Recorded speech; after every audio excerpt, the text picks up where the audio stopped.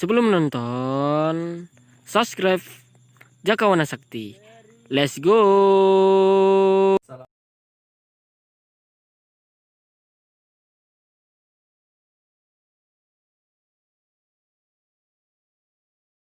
Assalamualaikum warahmatullahi wabarakatuh.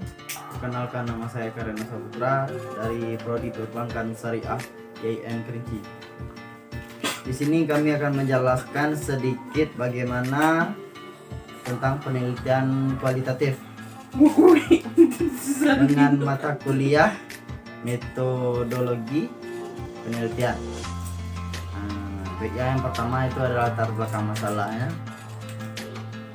yaitu bagaimana latar belakang masalah dari penelitian kualitatif ini.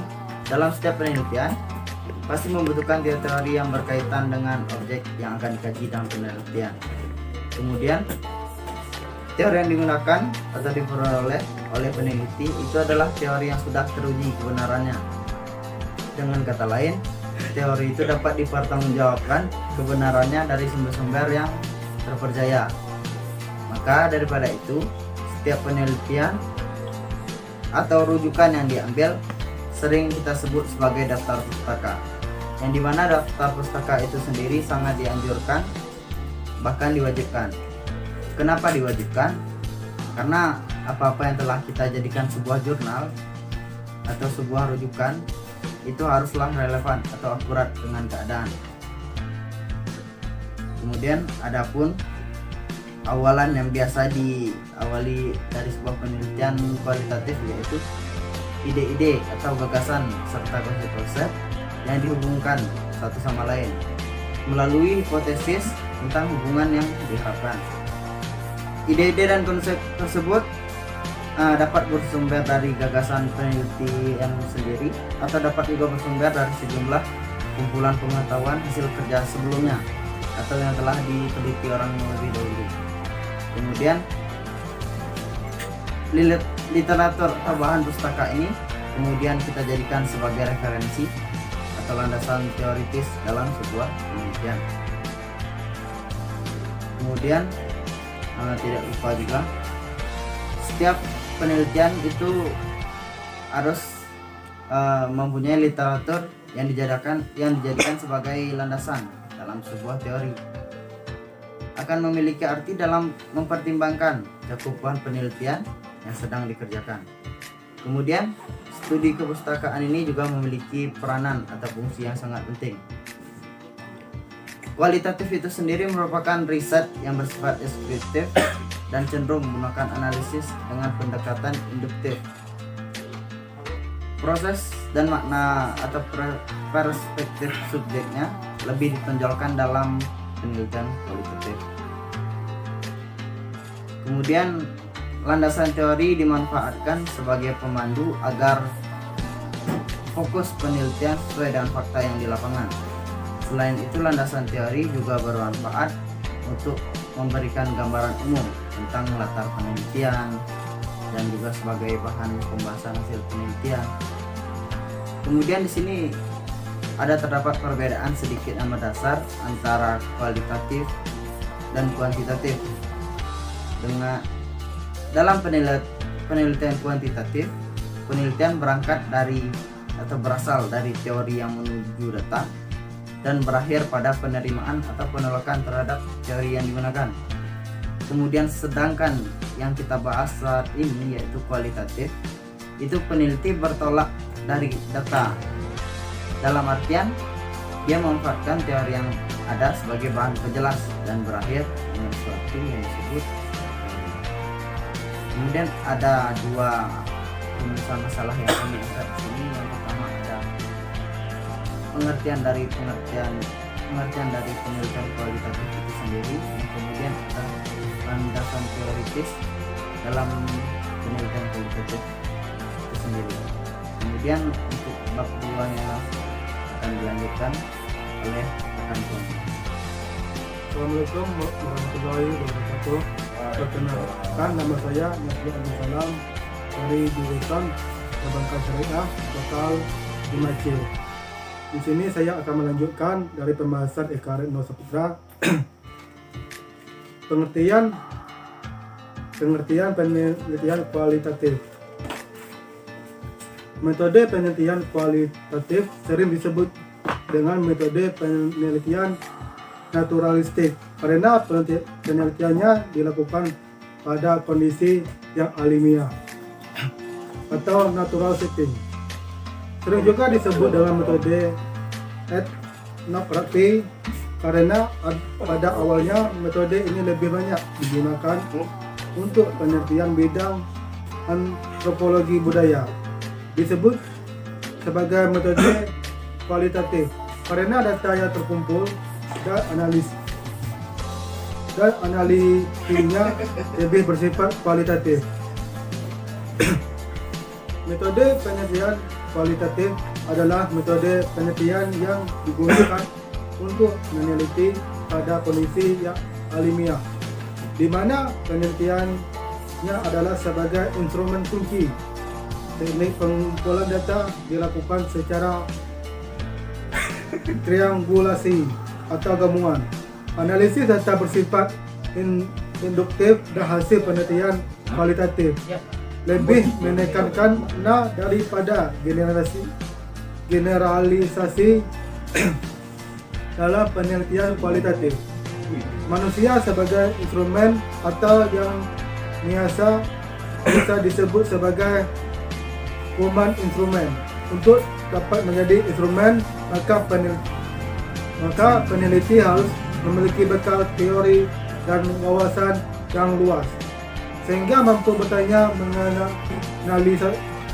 menganalisis, memotret dan mengkonstruksi objek yang diteliti menjadi lebih jelas dan bermakna.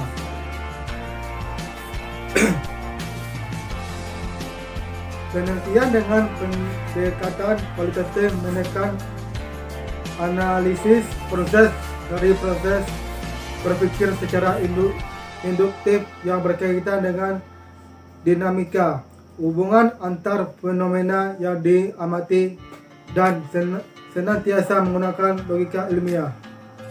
Ada beberapa pendapat mengenai pengertian kualitatif, di antaranya yang pertama, menurut Sugiono, seperti yang dikutip oleh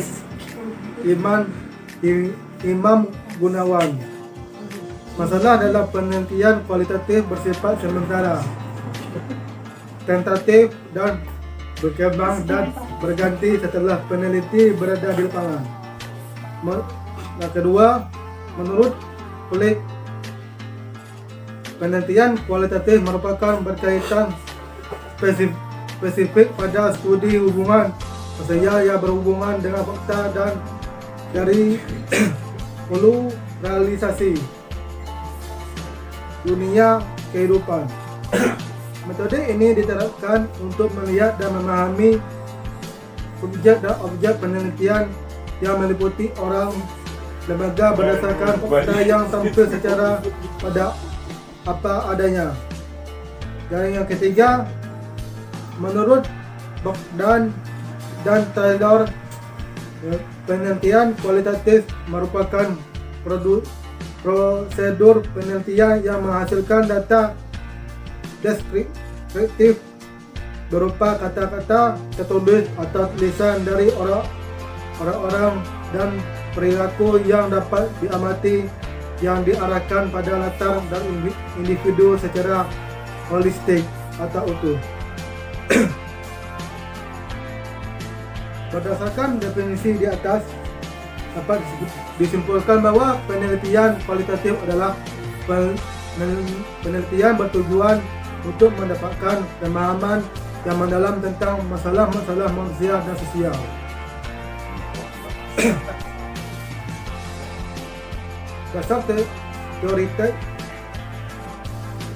Dasar teoritis penelitian kualitatif. Kajian penelitian kualitatif berasal dari kelompok ahli sosiologi pada tahun 1920 sampai 1930 yang menetapkan pentingnya penelitian kualitatif untuk mengkaji kelompok hidup manusia. Pada penelitian kualitatif, teori dibatasi pada pengertian suatu pernyataan sistematis yang berkaitan dengan seperangkat proposisi yang berasal dari data yang diuji kembali secara empiris. Orientasi atau perspektif teorikas adalah cara memandang dunia, asumsi yang dianut orang tentang suatu penting dan apa yang membuat dunia bekerja. Fenomenologis, pendekatan penelitian praktis interpretif memiliki sederet asumsi subjek tentang hakikat, pengalaman nyata, dan tatanan sosiologi. Fenomenologi pada dasarnya sangat dipengaruhi oleh Edmund Husserl dan Alfred Stoll. Yang utama dari pemikiran Husserl adalah bahwa ilmu pengetahuan selalu berpijak kepada yang eksperiensial. Upaya Stoll sendiri merupakan kelanjutan dari upaya Husserl, yakni mengkaji cara anggota masyarakat menyusun dan membentuk ulang dan alam kehidupan sehari-hari. Stoll menekankan bahwa kesadaran dan interaksi bersifat saling membentuk. Ia mengatakan bahwa ilmu sosial semestinya memusatkan perhatian pada cara-cara dunia atau kehidupan yang diciptakan dan dialami oleh masyarakat. Perspektif subjektif merupakan satu-satunya jaminan yang perlu dipertahankan agar dunia realitas sosial tidak akan pernah digantikan oleh dunia fiktif. Subjektivitas adalah satu-satu prinsip yang tidak boleh dilupakan ketika para peneliti sosial memaknai objek-objek sosial.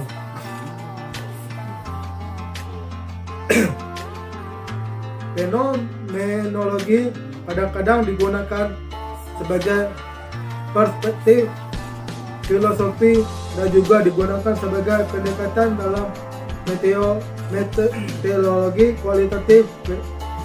Fenomenologi merupakan pandangan berpikir yang menekankan pada fokus kepada pengalaman subjektif manusia dan interpretasi manusia.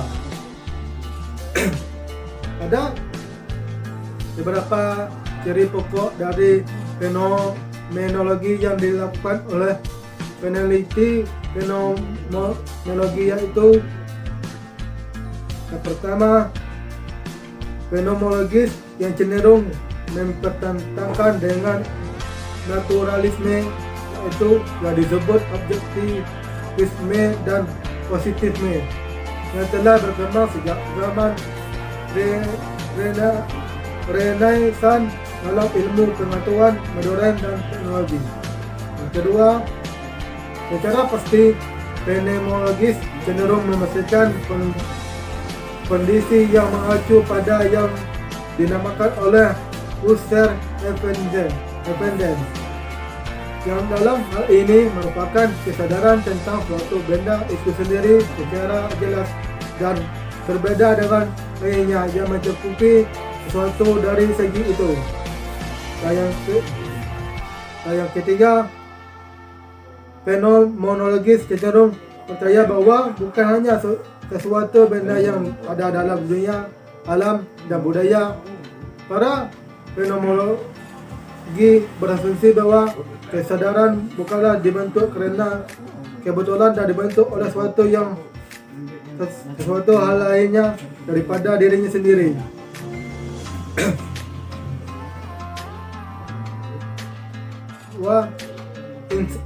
Interaksi simbolik bersamaan dalam perspektif fenomenologi Pendekatan ini berasumsi bahwa pengalaman manusia ditengahi oleh penafsiran objek, orang, situasi, dan peristiwa tidak memiliki pengertiannya sendiri.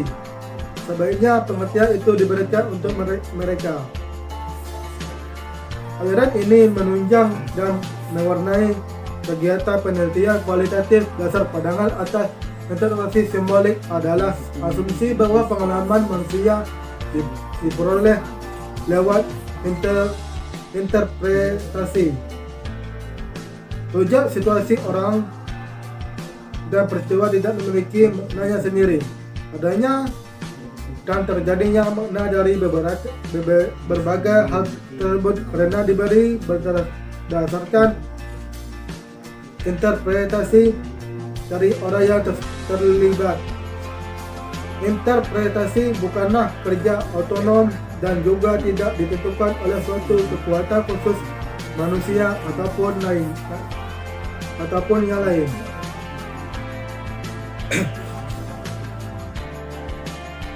Dalam interaksi simbolik terdapat beberapa prinsip dalam menafsirkan perilaku manusia. Penganut interaksionis berasumsi bahwa analisis lengkap perilaku manusia akan mampu menangkap makna simbol dalam interaksi. Pakar sosiologi harus juga menangkap pola perilaku dan konsep diri. Konsep itu beragam dan kompleks, verbal dan non-verbal, terkatakan dan tidak terkatakan. Ada beberapa prinsip dari metodologi, yakni yang pertama, sosial dan interaksi itu menyatu. Tidak cukup bila kita hanya merekam fakta. Kita harus mencari yang lebih jauh, yaitu mencari konteks sehingga dapat ditangkap simbol dan maknanya. Karena simbol dan makna itu tidak lepas dari sikap pribadi, makna jati diri objek dengan demikian menjadi penting. Yang ketiga, peneliti harus sekaligus mengaitkan antara sosial dengan jati diri dengan lingkungan dan hubungan sosialnya. Konsep jati diri terkait dengan konsep sosiologik tentang struktur sosial dan lainnya. Yang keempat, hendaknya direkam situasi yang menggambarkan sosial dan makna, bukan hanya merekam fakta sensual saja. Metode-metode yang digunakan hendaknya mampu merefleksikan bentuk perilaku dan prosesnya. Metode yang dipakai hendaknya, yang keempat, yang kelima, metode yang dipakai hendaknya mampu menangkap makna di balik interaksi. Kadang-kadang ada interaksi yang menunjuk tentang perbedaan hasil penelitian dan pada daerah kasus yang sama. Perlu dipertimbangkan bahwa banyak sekali kemungkinan terjadinya perbedaan hasil penelitian kerana memang objek jadi observasi benda berbeda atau analisisnya berbeda atau yang dipertanyakan berbeda. Dan yang terakhir, sensitizing atau yaitu sekedar mengarahkan pemikiran itu yang cocok dengan interaksionisme atau simbolik, dan ketika mudah memasuki lembaran perlu dirumuskan menjadi yang lebih operasional, menjadi scientific konsep.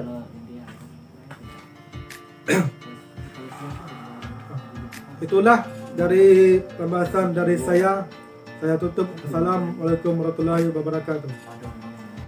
Assalamualaikum warahmatullahi wabarakatuh. Perkenalkan, nama saya Romi Hidayat dari jurusan Perbankan Syariah.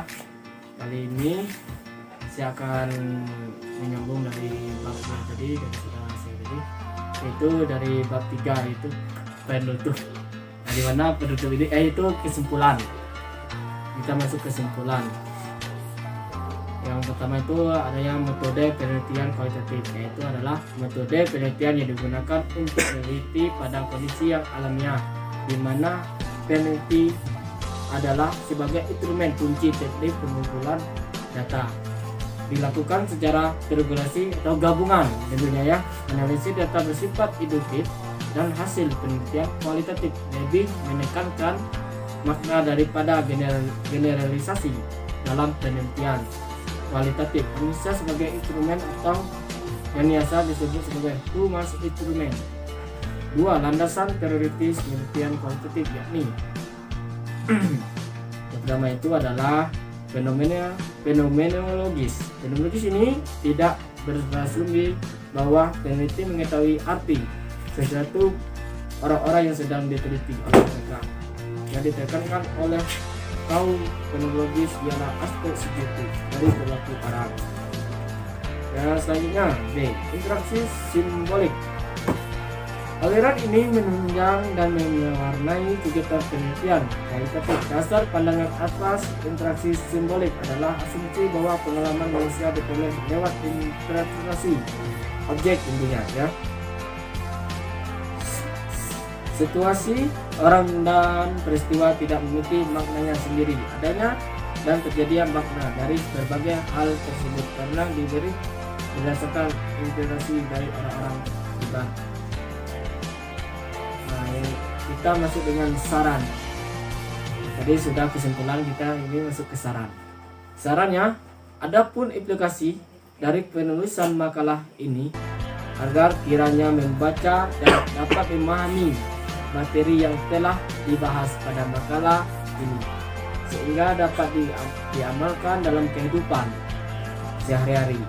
Penulis juga menyadari bahwa penulisan makalah ini masih jauh dari kesempurnaan, sehingga penulis sangat mengharapkan kritik dan saran dari teman-teman rekan-rekan yang untuk tentunya yang membangun dari pembaca demi kesempurnaan penulisan selanjutnya. Sekian saja dari saya, Romi Dayat, melaporkan TV One, melaporkan. Selamat pagi. Assalamualaikum warahmatullahi wabarakatuh.